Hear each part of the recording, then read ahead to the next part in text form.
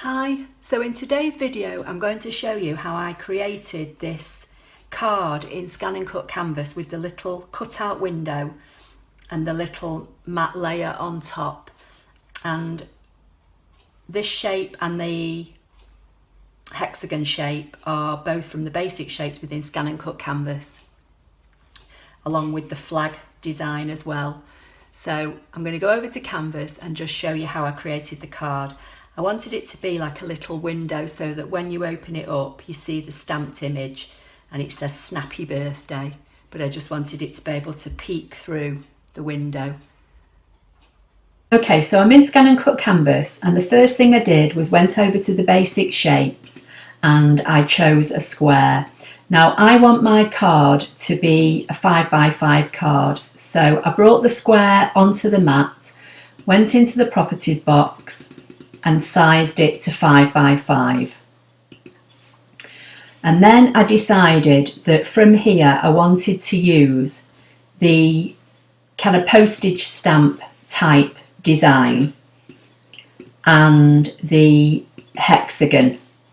So I chose the postage stamp and I went into the properties and I left the maintain aspect ratio selected, and then using the minus key here I took the stamp shape design down to 2.25.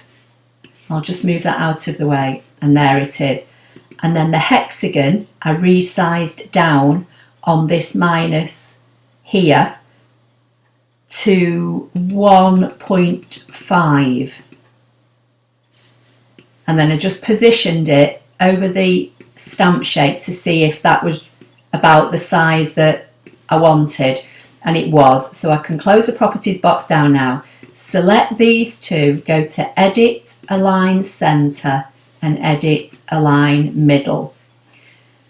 Now while they're both selected, I brought them over onto, this is going to be the front of the card. I'm going to add the back once I've done this whole process, so I'll just bring everything over. So once I'd got these two shapes selected, I was then able to position them where I would want it to be on the front of the card.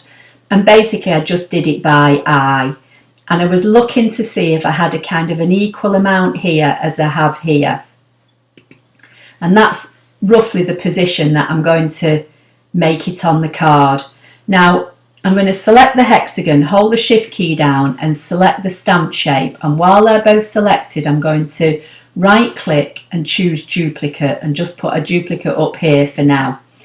Now I only want to punch the hexagon shape out of the front of the card, so I'm going to select the hexagon, hold the shift key down, select the card and then go to edit and use my favourite icon, which is subtract. And that will punch the hexagon out of the front of the card.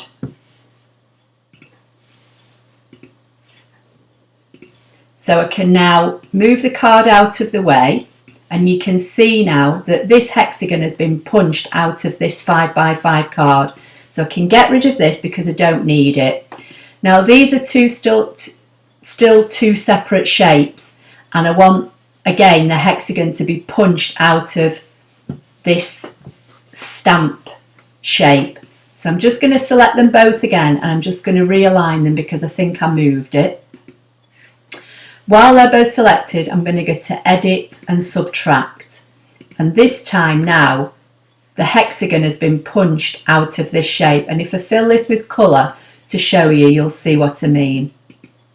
Okay, and once I make the back of this card and then fold it in half, this frame sits perfectly over that cutout, so that will be cut separately. So now I just need to make the back of the card, so I'm going to choose another square, go to the properties, make it 5x5 because that's the size I made the front section.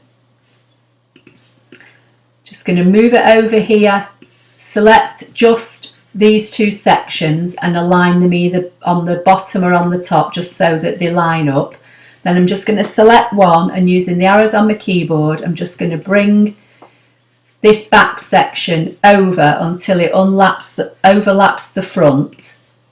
And then I'm going to select them both, and if I've got them overlapped enough here, they should weld together. So I'm going to go to Edit and Weld, and they have. You can see there's no join there. Now I prefer to fold my cards myself using my scoreboard. I don't like the dash line. If you want to add a dash line, you could put a dash line in here, centralize them both, as I've shown you in previous videos. But for this video, I just wanted to cut the card as it was and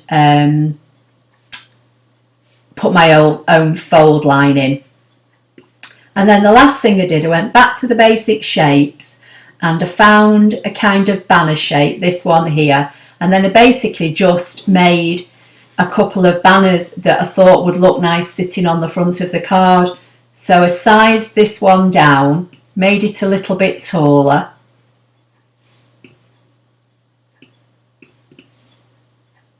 and then I did right click and duplicate, and then again I just made that next one marginally smaller till I thought it would look right positioned over there, and then I cut all my pieces. So that's how I did the cutout card with the 3D frame design. So I hope you found that helpful. Please give the video a thumbs up if you did. Please subscribe if you don't already do so. If you do already subscribe to my channel, please make sure that you are still subscribed. As I mentioned in a video recently, YouTube is unsubscribing people from many YouTube channels. So you might think you are already subscribed, but YouTube may have unsubscribed you. So just double check that you are still subscribed on YouTube, and then you'll be notified when I upload my videos. Thank you, and I'll see you in the next video.